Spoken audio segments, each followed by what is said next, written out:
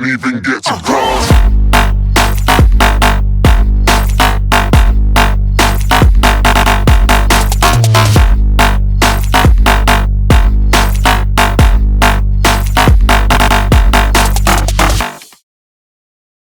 Bene, facciamo finta quindi di aver capito i primi 3 video di questa nuova serie di snowboard tips, e cioè ci è arrivata a casa la nostra tavola che abbiamo comprato, i nostri attacchi e gli scarponi.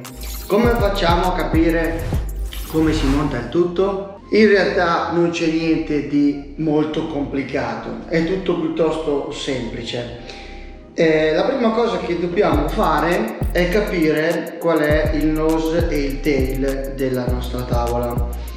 Io sono avvantaggiato perché la mia tavola ha la punta e la coda è tagliata, è puro design, non servono assolutamente a nulla in termini di performance, ma se voi doveste avere le twin tip normali potete aiutarvi dalla grafica della tavola oppure dalla soletta. Questa soletta, vedete che c'è scritta Rome di così, quindi vorrà dire che questo è il nostro nose e questo è il nostro tail. Sì, scusate se non smonto gli attacchi, ma li ho stretti talmente forte che non riesco più a svitarli. Comunque non è indispensabile. Una volta che abbiamo trovato il nose e il tail, dobbiamo trovare il centro della tavola, ok? Perché dobbiamo trovare il centro della tavola? Perché gli attacchi devono essere entrambi alla stessa distanza dal centro della nostra tavola, ok? Per trovare il centro è sufficiente misurare dalla prima boccola all'altra prima boccola e la metà è il nostro centro della tavola, indipendentemente anche dal fatto che sia direzionale, perché tanto se è direzionale è fatto apposta che il naso sia più lungo, quindi non c'è nessun problema. Per capire quanto deve essere un attacco lontano dall'altro, cioè la misura giusta, dovete tenere la misura delle vostre spalle, ok? Quindi voi vi fate misurare le spalle da qualcuno oppure ve le misurate voi con il metro. Guardate, io sono 1,77 e ho circa 56 cm di passo, 57, una roba così. Comunque voi la tirate, la mettete qua e poi di conseguenza ci andiamo a mettere gli attacchi. Dobbiamo capire però quale attacco va a destra e quale attacco va a sinistra, cioè quale va al nose e quale va al tail. E qui ci possiamo far aiutare dalle cricche, ok? Ve l'ho già detto in un altro video, ma ve lo ripeto, le cricche vanno messe all'esterno del piede, mai all'interno, così da avere il pollicione qua e il tallone così, ok? Questo è molto importante. Non sbagliatevi a fare questa cosa perché altrimenti ne rivedrà la vostra performance in snowboard. Facciamo finta che abbiamo trovato il centro della tavola, abbiamo messo gli attacchi, li abbiamo fissati a 15-15 esterni, ok?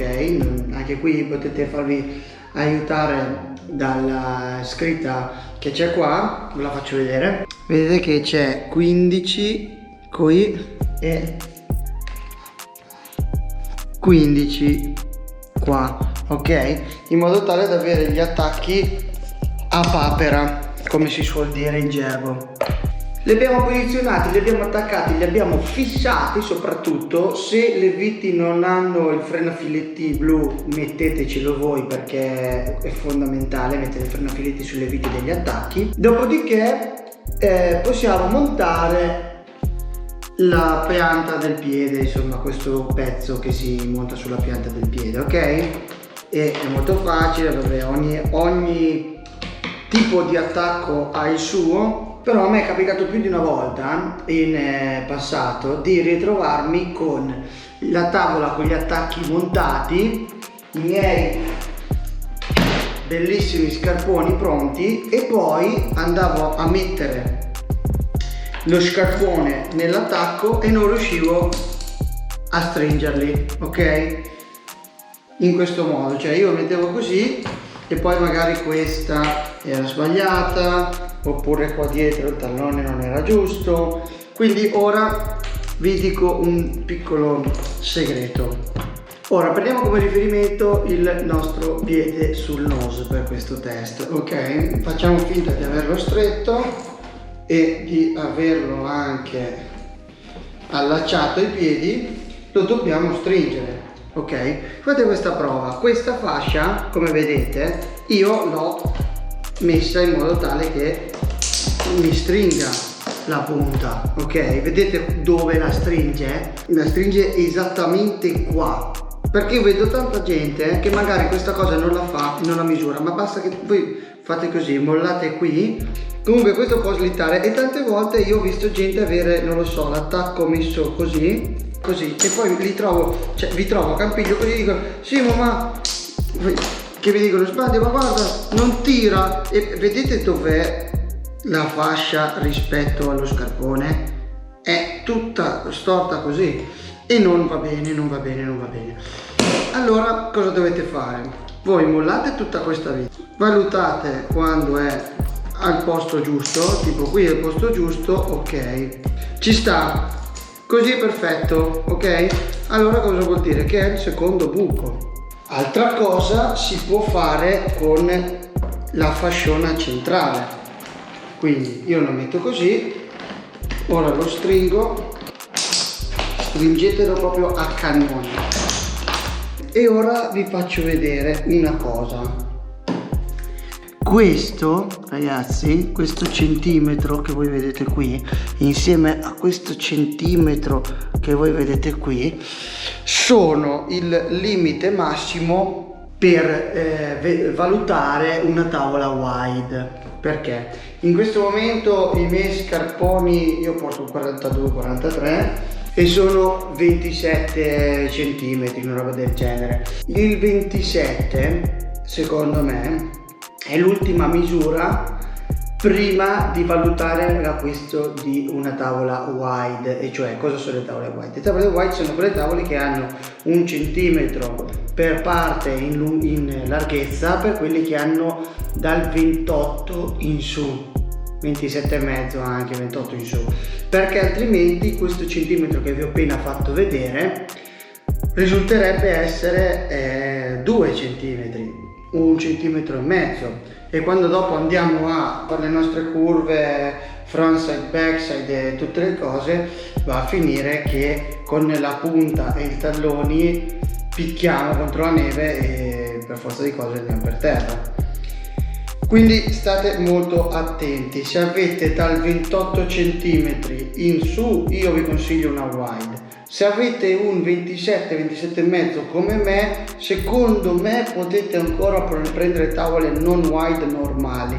Non è finita qui. Dopo che possiamo intervenire sul retro dell'attacco. Non so se si vede, ma qui ci sono dei numerini, ok, 0, 1, 2, e sono svitando questa vite e svitando questa vite noi possiamo spostare indietro il tallone. Per questo vi dicevo che il 27 cm è l'ultima misura, perché se voi lo impostate qua sul 2 come ho fatto io, davanti chiaramente avrete meno corsa, ok? Quindi guadagnando qualche centimetro davanti, lo perdiamo di dietro.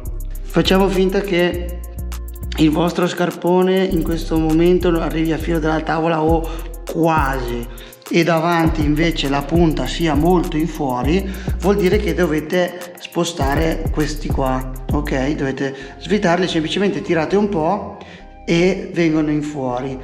Inoltre gli spoiler degli attacchi, questi, hanno questa regolazione che secondo me nessuno ha mai spiegato a nessun cliente che cos'è, e ora ve lo faccio vedere. Questa è una linguetta che tiene fermo questo coso, ok? Noi dobbiamo andare a svitarlo se vogliamo regolarlo, e non fa altro che regolare la inclinazione dello spoiler. Vi faccio un esempio: se noi lo mettiamo più su così, lo spoiler è totalmente dritto, ok? E la cosa non va bene, perché più lo spoiler è inclinato e più noi saremo reattivi sulla tavola. Se noi invece lo abbassiamo tutto, adesso perché non è stretto, però se lo abbassiamo tutto sta invece così, capite? Quindi quando noi andiamo ad appoggiarci qua facciamo perno molto prima e la tavola diventa molto più reattiva. Certo, io non vi consiglio di estremizzarlo più di tanto. Quindi ragazzi, facciamo un piccolo riassunto. Se avete lo scarpone che è più di 28 cm, ma 28 cm compreso, cioè dal 28 cm in su, io vi consiglio una tavola wide. Dopodiché gli attacchi li prendete della taglia dello scarpone, ovviamente. Prendete le misure della tavola per capire il centro e dal centro misurate la distanza dei due attacchi per vedere il basso, ok? Per sapere la distanza tra i due attacchi misuratevi la distanza tra le spalle. Fissate gli attacchi a 15 gradi e una volta che avete fissato gli attacchi, montate sugli attacchi gli scarponi e controllate che le cricche tirino giusto, che i fascioni stiano dove devono essere, cioè sopra lo scarpone del tutto, il 100%, come vi ho fatto vedere prima, e che